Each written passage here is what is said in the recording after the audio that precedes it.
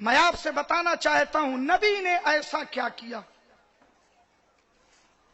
کتنی تقریریں کی، کتنے سیمینار کیے، کتنے جلسے کیے، کتنی کتابیں چھاپی مکے کے ماحول کو بدلنے کے لیے. اور صرف مکے کے ماحول کو نہیں بدلنا تھا، عالمی پیمانے پہ ساری دنیا کے نظام کو بدلنا تھا. کیا کیا تھا نبی نے؟ بس میں وہی آپ کے سامنے رکھنا چاہتا ہوں، کاش ہم اس راز کو سمجھ لیں. ایک دن اللہ کے نبی سید عالم صلی اللہ علیہ وسلم راستے سے گزر رہے ہیں، رات کی تاریکی ہے. ایک نوجوان کی درد بھری آواز، رونے کی آواز محمد عربی جناب محمد الرسول اللہ صلی اللہ علیہ وسلم کے کانوں سے ٹکراتی ہے. کوئی نوجوان ہے، رو رہا ہے، زارو قطار رو رہا ہے. اللہ کے نبی سید عالم صلی اللہ علیہ وسلم کو اللہ نے رحمت للعالمین بنا کے بھیجا. رحمت عالم کے قدم رک گئے. یہ کون نوجوان ہے جو رو رہا ہے؟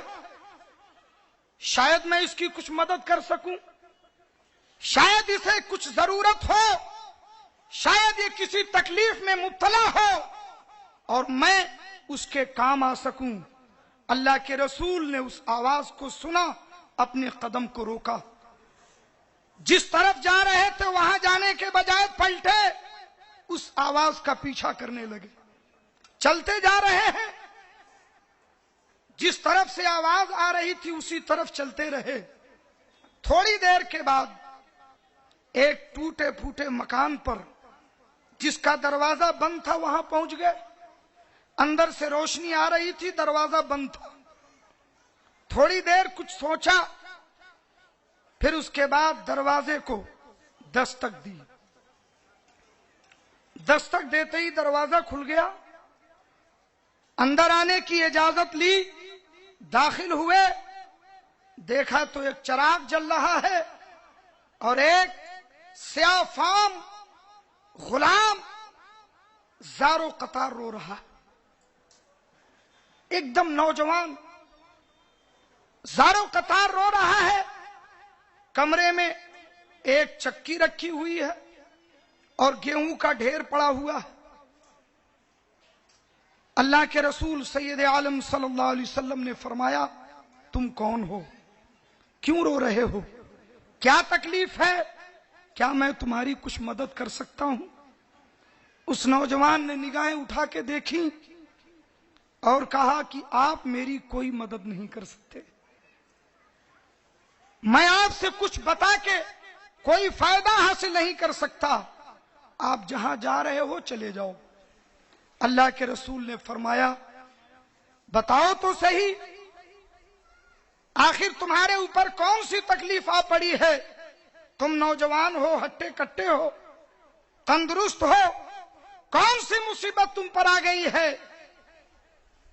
تم بتاؤ تو صحیح، شاید میں تمہاری کچھ مدد کر سکوں. اس نے کہا، آپ میری کوئی مدد نہیں کر سکتے. کہا آخر معاملہ کیا ہے؟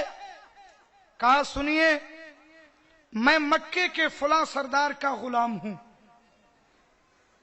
صبح پہلی کرن جب سورج کی چمکتی ہے، میں 250 بکریاں لے کے مکے کی وادیوں کی طرف نکل جاتا ہوں. سورج کے غروب ہونے تک ان بکریوں کو مکے کی وادیوں میں چراتا ہوں.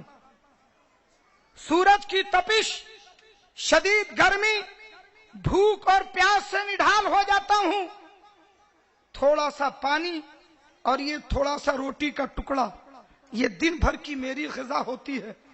جب شام کو واپس آتا ہوں تو میرا مالک مجھے اس کمرے میں لا کے بند کر دیتا اور یہ ایک بوری گیہوں لا کر کے میرے سامنے رکھا جاتا ہے. صبح تک اس گیہوں کو آٹے میں تبدیل کرنا یہ میری ذمہ داری ہوتی.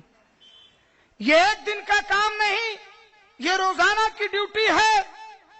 مجھے کسی سے کوئی شکایت نہیں. میں تو اپنی قسمت پر رو رہا ہوں. مجھے پیدا کرنے والے نے پیدا ہی کیوں کیا؟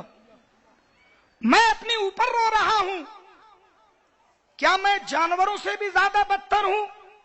کیا مجھے آرام کرنے کا حق نہیں؟ کیا مجھے نیند نہیں آتی؟ کیا میرے اندر سکون اور چین لینے کا جذبہ پیدا نہیں ہوتا؟ وہ بھپر کے رونے لگا، زارو قطار رونے لگا۔ اللہ کے نبی سید عالم صلی اللہ علیہ وسلم نے اس کے سر پہ دستے کرم رکھا اور ارشاد فرمایا، اے نوجوان، فی الحال میں تیری یہ ساری مصیبتیں تو نہیں دور کر پاؤں گا، تیرے حالات ایسے ہیں کہ میں بہت زیادہ تمہاری مدد نہیں کر سکتا، مگر ہاں میں کچھ کام ضرور آ سکتا ہوں۔ کہ آپ میرے کیا کام آ سکتے ہیں؟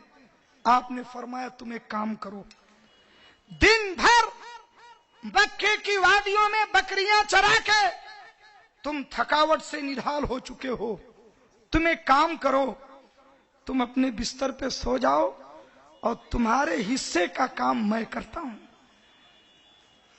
تم تھوڑی دیر سو لو گے، تمہاری نیند پوری ہو جائے گی، اور یہ گیہوں کو آٹے میں جو تبدیل کرنا ہے چکی چلا کر، یہ کام میں کر دیتا ہوں۔